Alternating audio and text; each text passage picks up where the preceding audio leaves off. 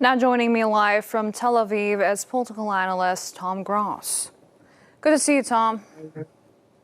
Hello, good afternoon. Thank you. Now, what are the geopolitical implications of the ongoing military Israeli offensive in Gaza on regional stability and security in the Middle East, and how might it affect neighboring countries?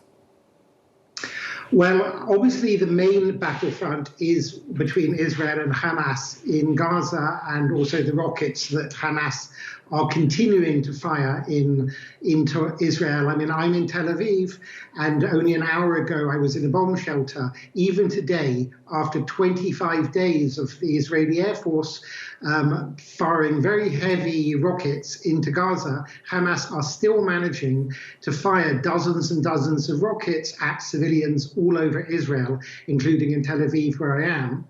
And since you mentioned the international aspects, there have also been rockets today fired from the Houthis in Yemen, which is, of course, a militia which is allied with Iran.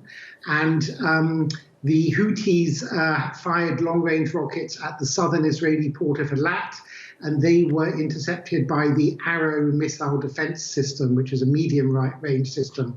The rockets in Tel Aviv were intercepted by the shorter-range Iron Dome defense system.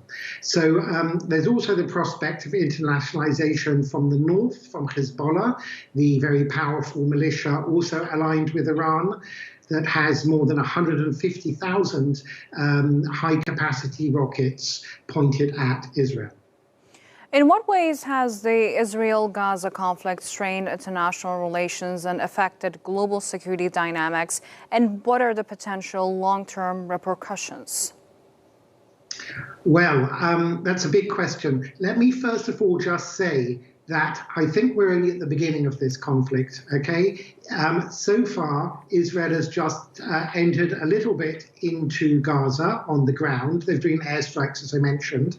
And Israel is determined that at the end of the conflict, Hamas will no longer threaten it. No country on earth can live with this constant threat, or indeed actual rockets raining down on civilians in Tel Aviv, Jerusalem, everywhere else. No other country can live with the prospect of thousands of armed people coming and murdering and raping and kidnapping children and babies and people who are 90 years old to hold as hostage.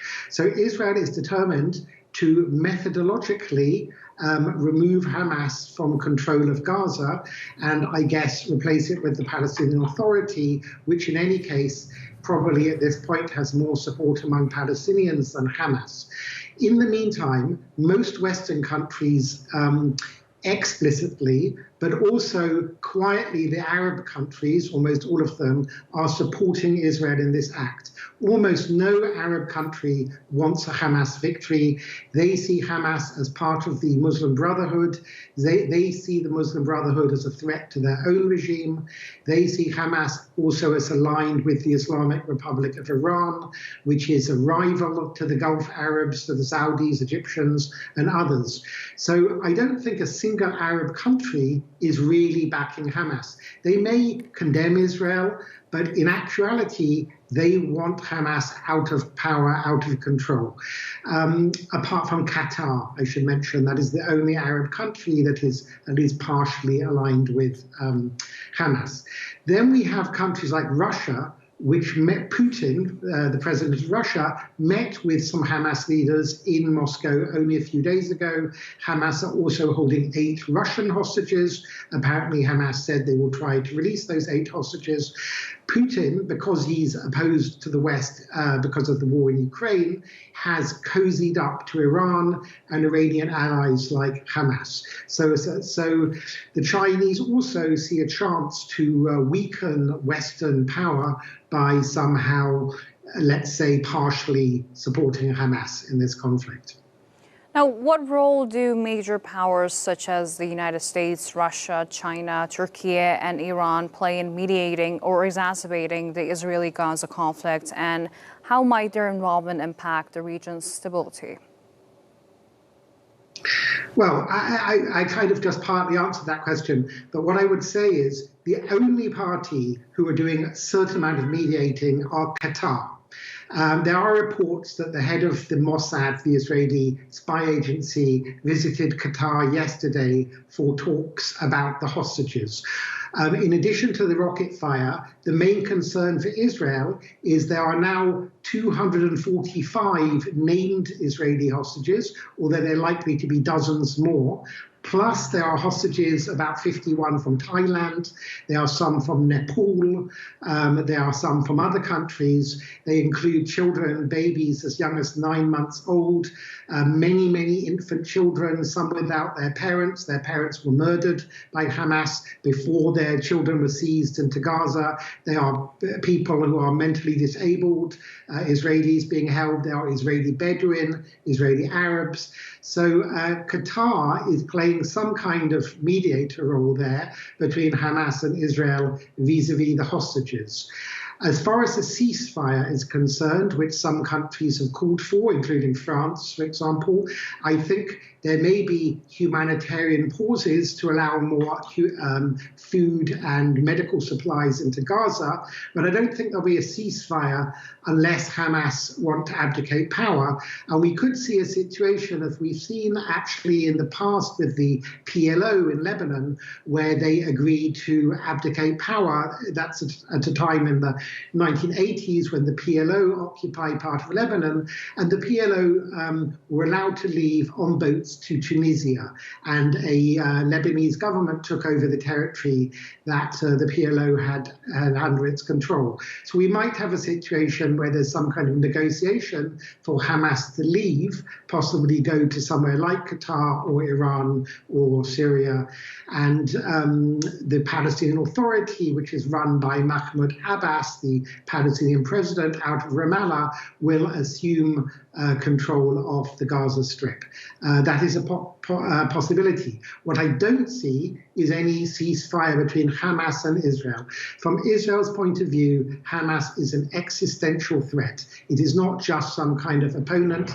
Israel left Gaza completely in 2005, 18 years ago, and we've had periodic rounds of thousands of rockets on Israel. The only reason there haven't been more casualties in Israel is Israel has spent a fortune building rocket and bomb shelters in every town and every street for people to run into and hide.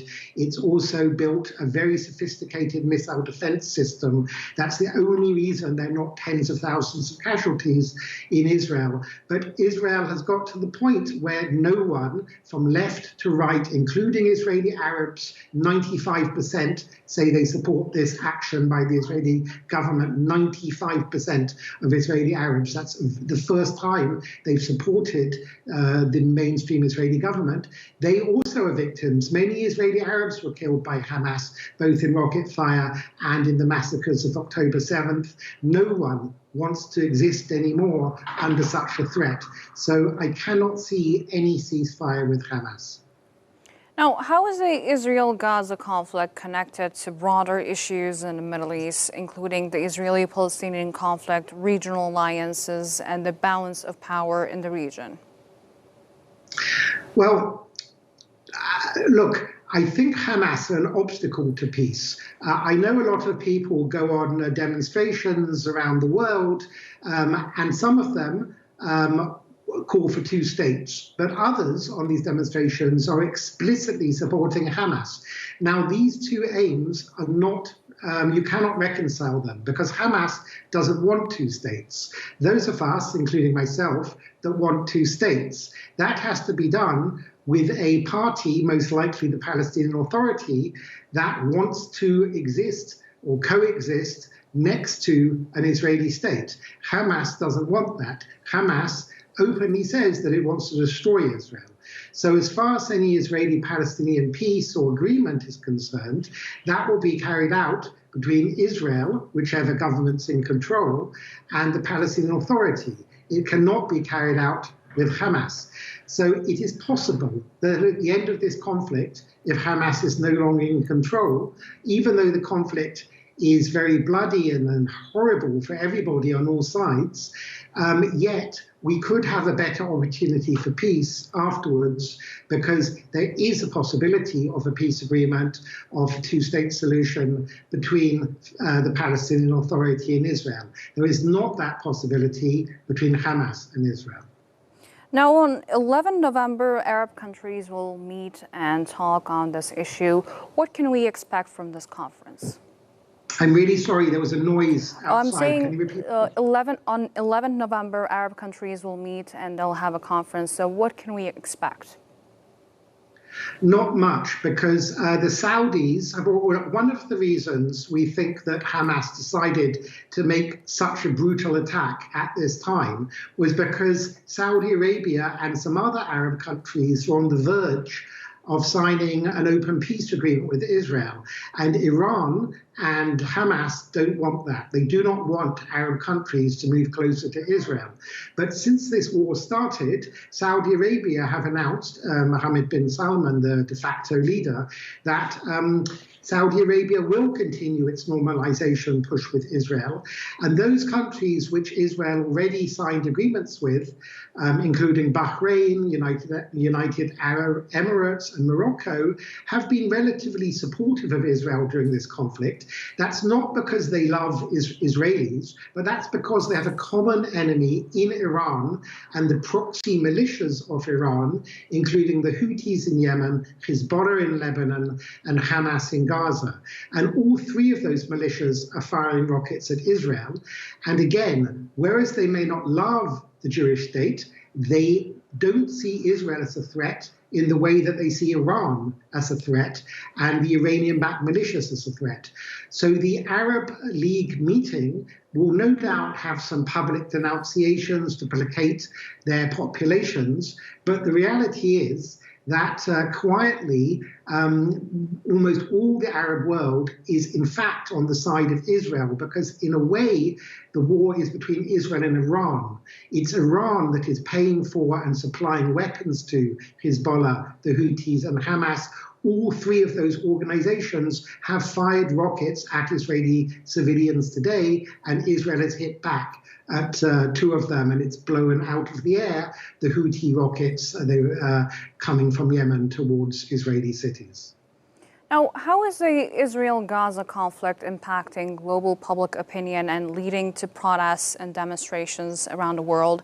And what potential consequences may arise from this activism?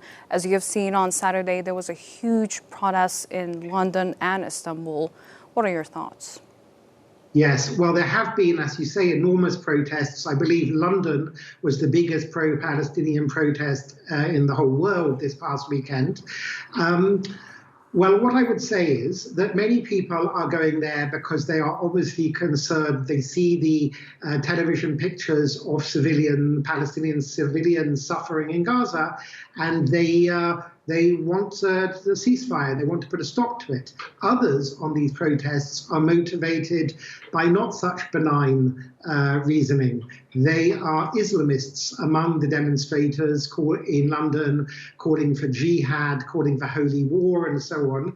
And they have kind of hijacked this issue. So given the amount of coverage of this issue, it has inflamed a lot of public opinion. I mean, I should remind your viewers that there are many conflicts around the world, and in spite of the way it's portrayed, actually, the number of casualties in this conflict is not so high as many other conflicts in the world.